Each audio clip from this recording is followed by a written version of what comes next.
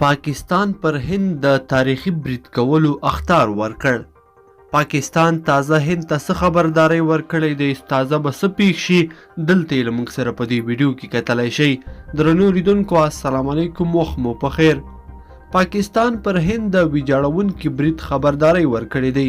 د پاکستان د کورنۍ چارو وزیر شیخ رشید احمد ویلي که هند کوم بې ځایه حرکت ترسره کړي نو دا ځل به پاکستان پر هند داسې برید وکړي چې ټول تاریخ به یې په یاد وساتي.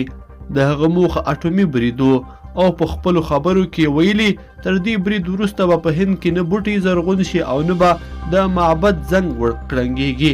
تر دې مخکې اسلام آباد ملګرو ملتونو ته هم په یوه لیک کې ویلي وو چې له پولې هاخوا هند پر پاکستان د یو ستر برید تیاری نیسي او باید مخنیوی یې وشي. دمګړۍ د پاکستان سمندري او هوایي ځواکونه د تیارسۍ په حال کې دي. هند بیا پر دې څرګندونو هیڅ غبرګون تر اوسه پورې نه دی ښودلی.